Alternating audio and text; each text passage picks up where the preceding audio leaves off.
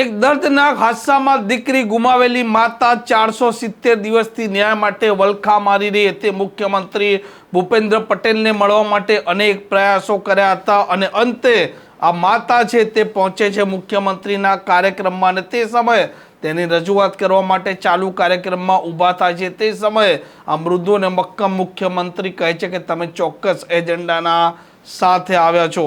આ છે ગુજરાતની વાસ્તવિકતા। આમ આદમી પાર્ટીના જે પ્રદેશ અધ્યક્ષ છે તે આજે પહોંચ્યા હતા આ માતાના ઘરે અને તેમણે આ મામલે વાત કરી છે। વૈષ્ણવજન તો તેને કહીએ જે પીડ પરાઈ જાનાને રે। નમસ્કાર, આપ જોઈ રહ્યા છો નવજીવન ન્યૂઝ। હું છું આપની સાથે તોફિક ગાંચી।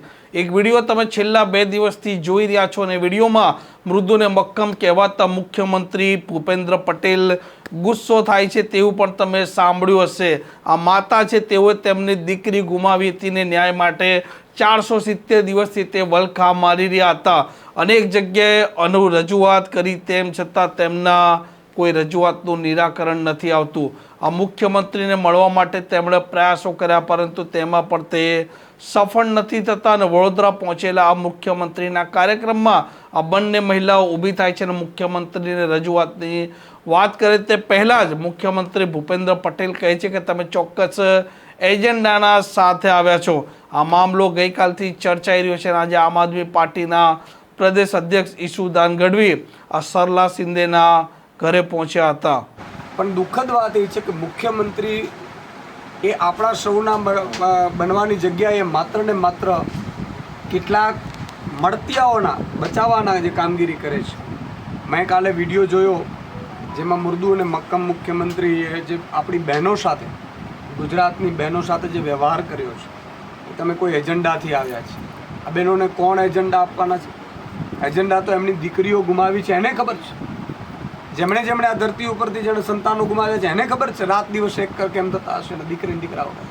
અને એ સરકારની કોર્પોરેશનની બેજવાબદારીના કારણે, મિલી ભગતના કારણે, ભ્રષ્ટાચારના કારણે આ દીકરા દીકરીઓએ જીવ ગુમાવ્યો। નાના ભૂલકા હોય, આપણા ગુજરાતમાં એ લોકોએ જન્મ લીધો એ જ એમની ભૂલ હતી કે આ ભ્રષ્ટ તંત્ર એમને ભરખી ગયો અને ઉપરથી સામાન્ય પરિવારના આ તમે જુઓ અહીંયા એ જિંદગીથી માન કરીને 2% ભેગા કરે છે, એમને કોઈ ન્યાય નથી આપતું। મુખ્યમંત્રી તરીકે એમની જવાબદારી બને છે। રાજા સાહેબમાં પણ રાજા જવાબદાર હતા, એમણે ખરેખર તો રાજીનામું આપી દેવું જોઈએ મુખ્યમંત્રી તરીકે ન્યાય ન અપાવી શકે।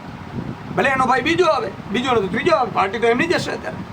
પણ ગઈકાલે જે એમની સાથે વ્યવહાર કરવામાં આવ્યો પછીથી મેં અત્યારે એટલા માટે જ મળવા આવ્યો કે મને લાગ્યું હતું કે અમને પોલીસ હેરાન કરતી હશે, પોલીસ લઈ ગઈ હશે, પોલીસ ડિટેન કરશે, બીજા કાર્યક્રમો આવશે ત્યારે પોલીસ પાછા પહેરો ભરશે, આવું મને ખબર છે કારણ કે ભાજપની આ તાનાશાહી છે। એટલે આજે હું પરિવારની ખબર કાઢવા આવ્યો છું। આમ આદમી પાર્ટીના પ્રદેશ અધ્યક્ષ તરીકે નહીં માત્ર પરંતુ આમના એક પરિવારના સભ્ય તરીકે, ગુજરાતના નાગરિક તરીકે હું અહીંયા આવ્યો છું અને આમ આદમી પાર્ટી એમને લીગલ ટીમ સહયોગથી માંડીને જ્યાં પણ જરૂર પડે મેં એમને ખાતરી આપી છે। અમારી ટીમના નંબર પણ એમને આપીશ, જ્યારે જરૂર પડે એ મદદ અમે કરવા તૈયાર છીએ કારણ કે આ આપણી ગુજરાતની દીકરી છે, આપણી દીકરી છે। સંતાનો ભલે એમના હોય પણ છે તો આપણા જ છે આખા ગુજરાતના। મનુષ્ય ધર્મ તો આપણે પાડવો પડશે। એટલે જે અહીંયા આજે મળ્યા છીએ એમની આજે પણ લાગણી છે।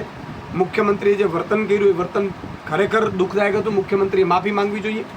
નરેન્દ્રભાઈ જે કહેતા હતા તો નરેન્દ્રભાઈએ આ મુદ્દામાં ધ્યાન આપવી જોઈએ અને મુખ્યમંત્રીને ઠપકો આપવો જોઈએ। કોઈ પણ બહેન દીકરી, માતા દીકરીઓ બહેનો તક્ષશિલા કાંડમાં ન્યાય નથી મળ્યો, એ લોકો હાઈકોર્ટમાં ગયા છે।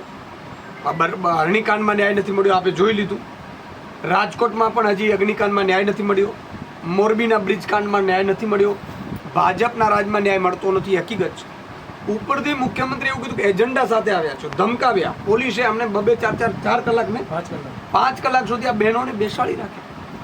ખબર કોઈ પૂછવાનો આવે અને મીડિયા ન મળે એના માટે ધ્યાન રાખવામાં કે ભાઈ એવું શું કામ કરો છો? તમે 3 ને કહી દો કે 40 લાખ રૂપિયા જે આપવાના છે આપી દે અને જે વિનોદ રાવ અને જેટલા પણ અધિકારીઓ છે, જે જવાબદારો છે એને એની સામે FIR થાય। પ્રમોશનો કેમ આપવામાં આવે છે? તો દીકરી તો પાછી નહીં જ આવી શકવાની આપણે ખબર છે, કોઈ પણ મુખ્યમંત્રીઓ નહીં આવી શકે પણ ન્યાય તો અપાવી શકે ને। મુખ્યમંત્રી મળે છે તો હવે પાછું એમ કહે છે કે તમને વકીલની, સરકારી વકીલની જરૂર છે તો અમે આપીશું, તમને હાઈકોર્ટમાં કેસ ચાલે છે, હાઈકોર્ટમાં કેસ ચાલે તો તમે એફઆઈઆરમાં નામ છે તો કરો.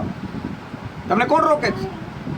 તમે તમારો દીકરો તમારી દીકરી હોત તો આજે ગુજરાતના ગરીબ છે એ મરી જાય એટલે કોઈ વેલ્યુ નહીં. એટલે આ ખૂબ જ દુઃખદ છે. આપણા ગુજરાતના તમામ માતા બહેનો દીકરીઓ માટે પણ શરમજનક વાત છે. આજે આ રોશની બેન છે, કાલે તમારી મારી પણ દીકરી હોઈ શકે છે. એટલે બધા ગુજરાતની માતા બહેન દીકરીઓને પણ મારી વિનંતી છે, ભાજપના મહિલા મોરચાના બહેનોને પણ વિનંતી છે, કાલે તમારી સાથે પણ આવું જ બનશે. જો તમે આપણી દીકરી માટે ન્યાયમાં તમે ઊભ્યા નહીં હોય તો તમે જોયું હશે ત્યાં મમરેલીમાં પણ બેન દીકરીને તમે વરઘોડા કાઢ્યા હતા. એટલે આ ભાજપ સરકારમાં માત્ર ઉદ્યોગપતિઓનો ચાલે છે, માત્ર કેટલાક ભાજપના ઉચ્ચ નેતાઓનો ચાલે છે, બાકી પ્રજાનું કોઈ જ નથી. કોન્ટ્રાક્ટર, સરકારી જે પદાધિકારીઓ છે, મેયર, સ્ટેન્ડિંગ કમિટી ચેરમેનો, એ બધા કોન્ટ્રાક્ટરો છે એ અને અધિકારીઓ છે એ અને મંત્રી સુધી જવાબદાર છે અને એની સામે પગલાં લેવા જોઈએ એવી અમારી પણ માંગણી છે. અને અમે આમાં જે પરિવાર છે એમની સાથે છીએ જ્યાં પણ જરૂર પડશે. કારણ કે સ્વાભાવિક છે કે સત્તા તો અત્યારે ભાજપ પાસે છે એટલે નિર્ણયો એણે લેવાના છે. એ ચૂક કરે તો વિપક્ષની જવાબદારી આવે છે, જે અમે નિભાવી રહ્યા છીએ. એ ચૂક છે. મુખ્યમંત્રી આવું બેહુદું વર્તન ના કરવું જોઈએ. એમણે ગુજરાતની જનતાની માતા બહેન દીકરીઓની માફી માંગવી જોઈએ. બીજું, પોલીસ અધિકારીઓ હંમેશા ધ્યાન રાખવું જોઈએ, દમન ના કરવું જોઈએ. એમના પણ દીકરા દીકરી જોડે થશે ત્યારે કોઈ ડીઆઈજીને કે પોલીસ કમિશનરની દીકરી સાથે આવું થશે, ન્યાય મળશે ત્યારે નહીં મળે ત્યારે તો તમારે આ દીકરી આપણા સૌની છે અને આપણી સૌની જવાબદારી છે ન્યાય અપાવવા માટે. એટલે ગુજરાતની માતા બહેન દીકરીઓએ પણ આ મુદ્દે હામી ભરવી જોઈએ અને આમને સાથ આપવો જોઈએ મારી વિનંતી. આ પ્રકારના સમાચાર, પ્રકારના અહેવાલ માટે નવજીવન ન્યૂઝની આ ચેનલ જોવાનું અને સબસ્ક્રાઇબ કરવાનું ભૂલતા નહીં. નમસ્કાર. વૈષ્ણવજન તો તેને કહીએ જે